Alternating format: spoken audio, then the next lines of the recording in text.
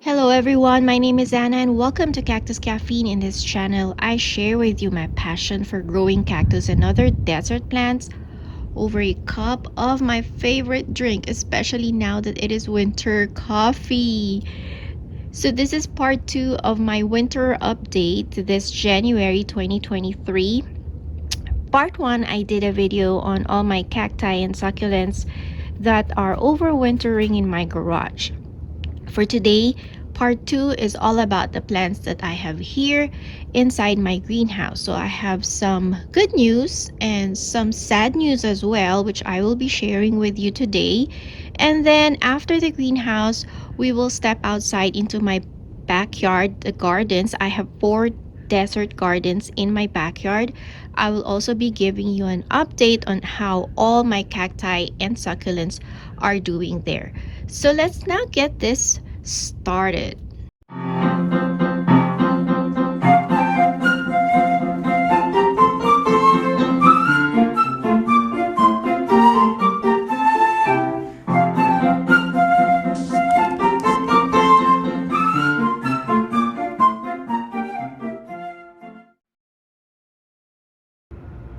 I actually have more cacti overwintering here in my backyard. Over there, I have 2 racks wrapped there with frost protection blanket.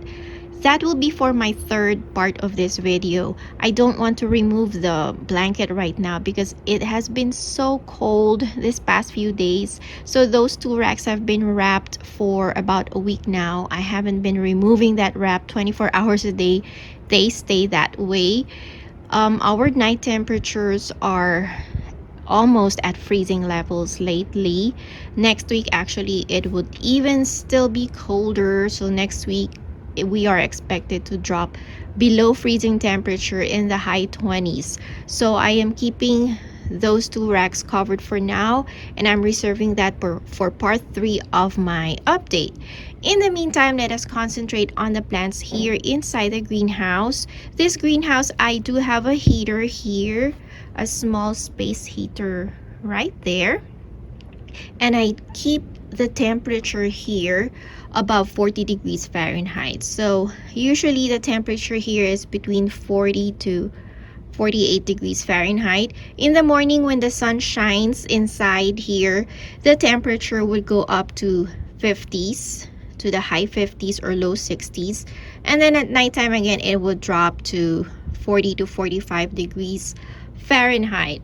Alright, so what I have here are the more delicate cacti, those that I think won't be able to withstand temperatures below 40 degrees Fahrenheit. So what do I have here?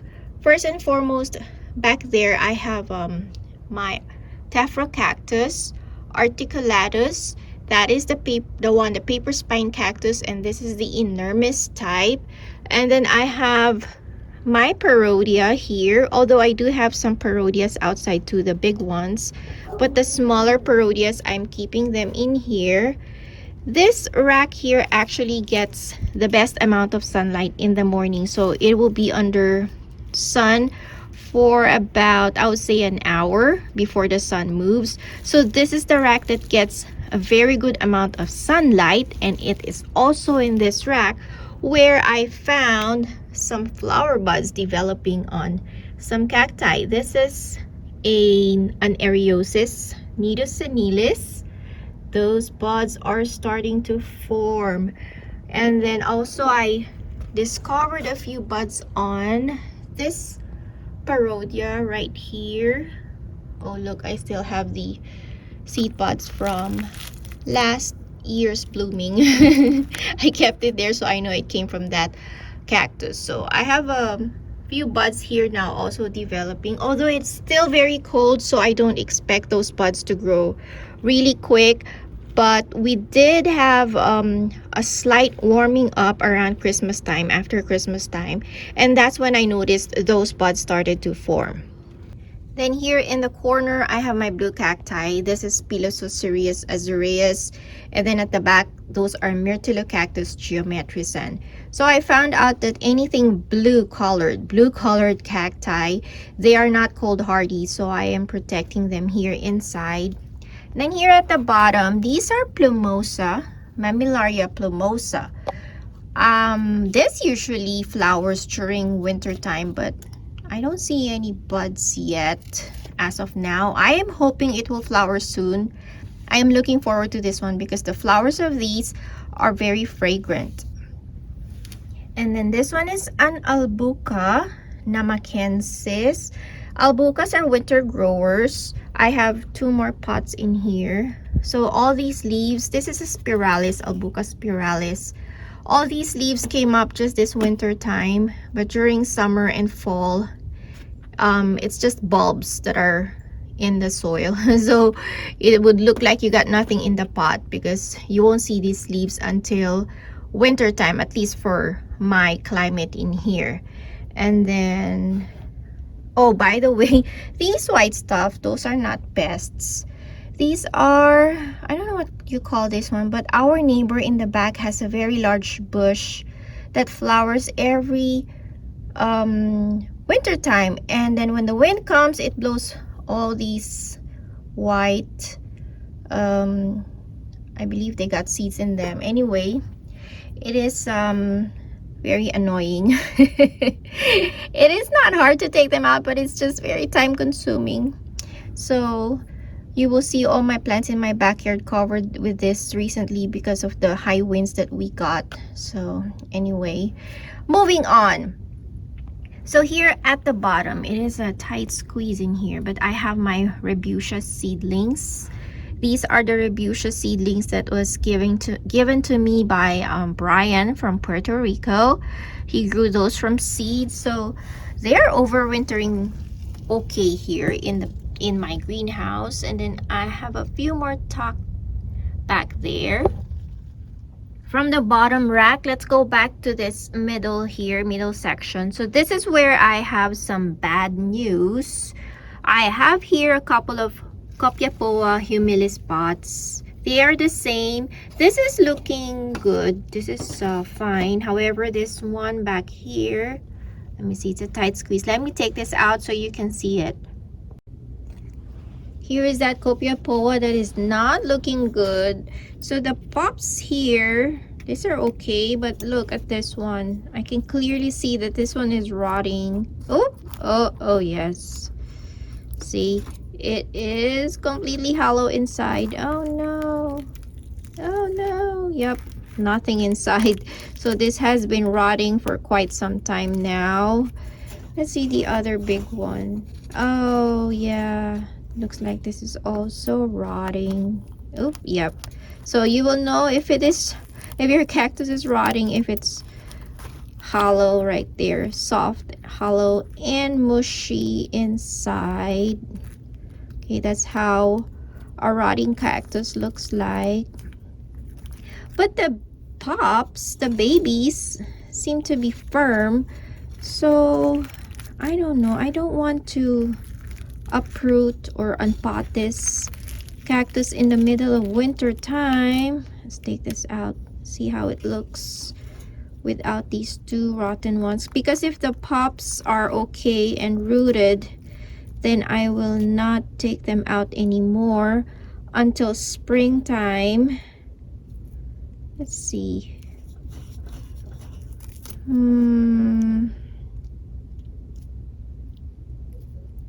Oh no, this one has no roots. Still firm, but it was attached to that big one that was rotting. This one, oh, this one maybe. I think these 2 are rooted. Okay, so I think I will leave this for now in winter time. I will try to remove as much as I can of this rotting portion. And then I will, this one I will try to root in a separate pot since it's already detached. Okay, but for this, I'm going to leave this until springtime. Then I will just unpot this in springtime. I will try to clean this up and then put some cinnamon powder over it, hopefully to help stop the rotting. If you have a fungicide, you can also use fungicide. I don't have a fungicide right now. Let me think. If I do, I'll use fungicide, but if not, I'll just sprinkle cinnamon powder on this just to prevent the rot from spreading to those two.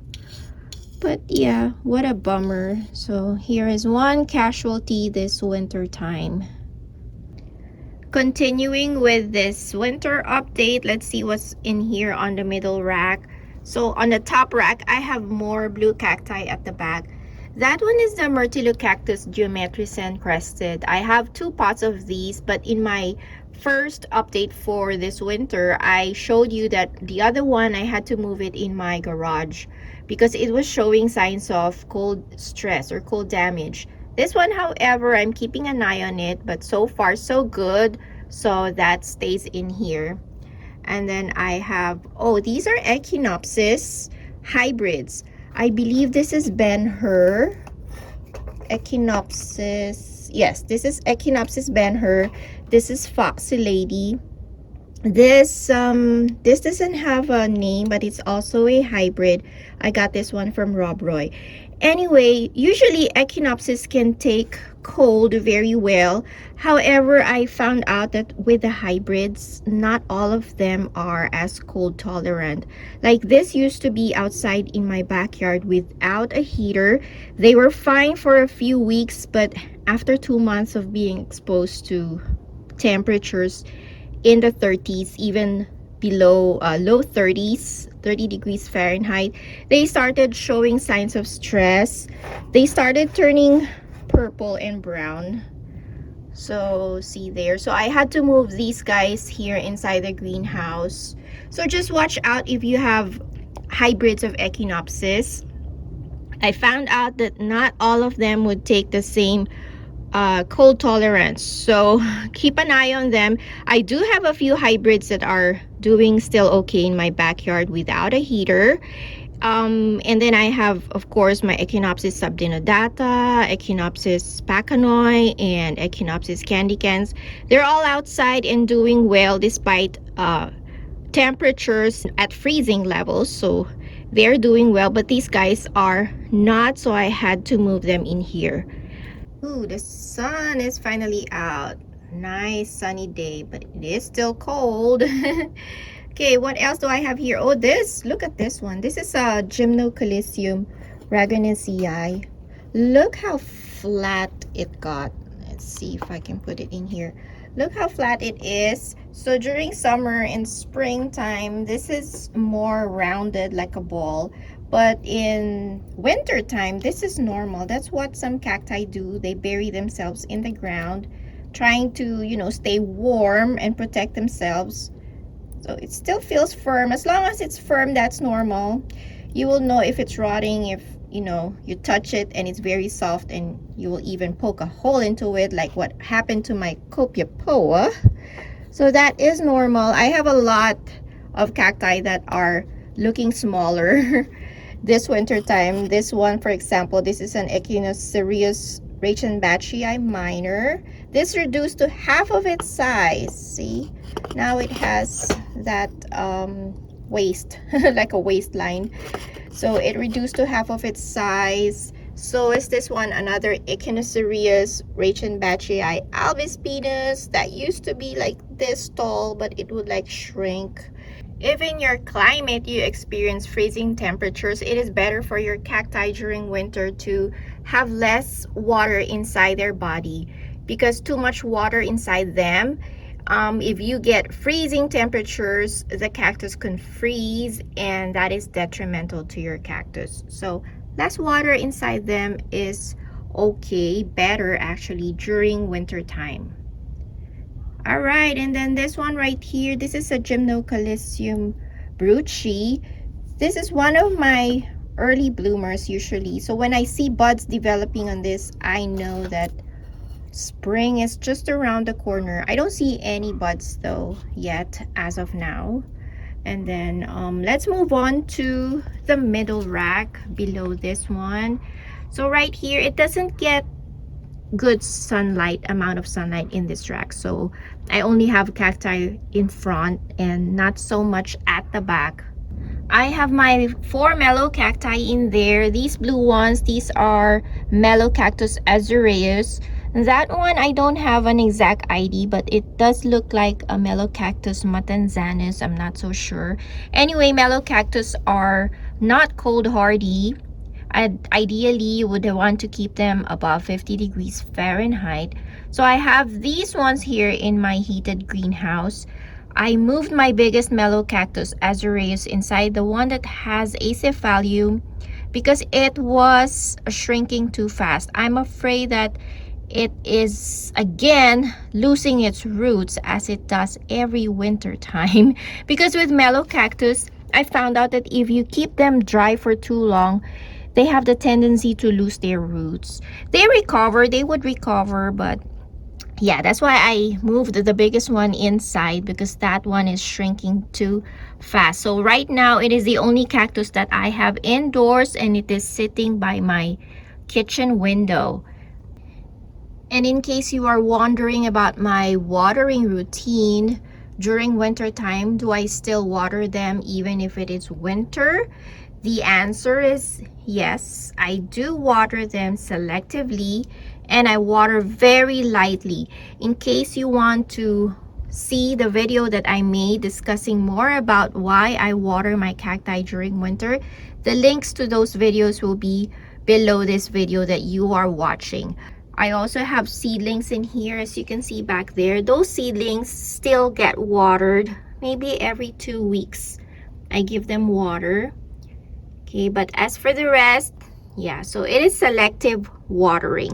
So again, here at the bottom, I have more hybrids of Echinopsis. Okay, that is spring blush. This is cherry wine. So these are blooming sizes, but they just couldn't handle the very cold temperature. See, it's turning purple. All right, from this middle rack, we will now move on to the rack here on the left. By the way, these two hanging pots in here, the right one is a monkey's tail cactus and the left one is a rat's tail cactus.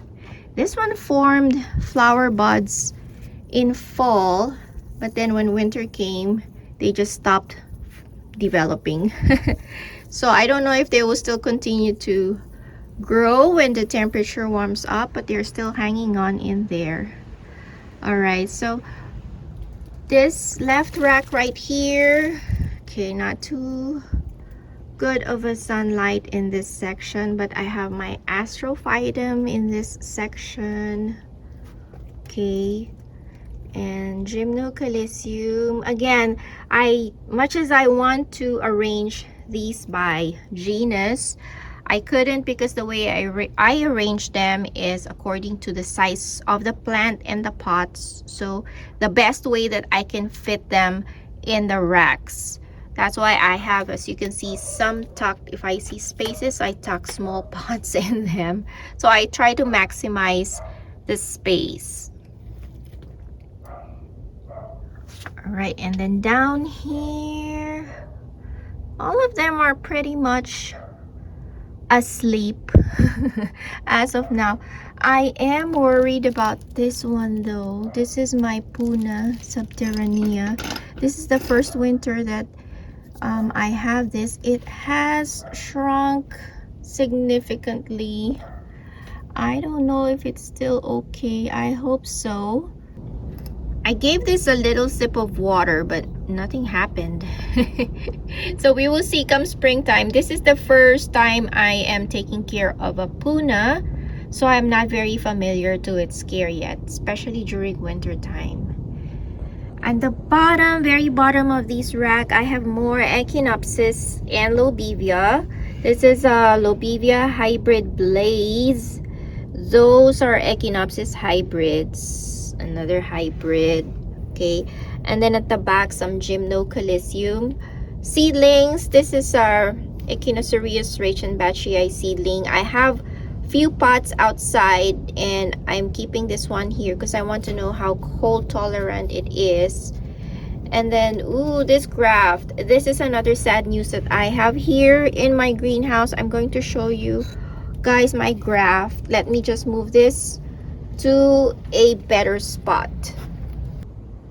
I moved all my grafted cacti that I have here in my greenhouse in front so you can better see them, and they are all not looking good. This is my mistake. These used to be outside in the backyard.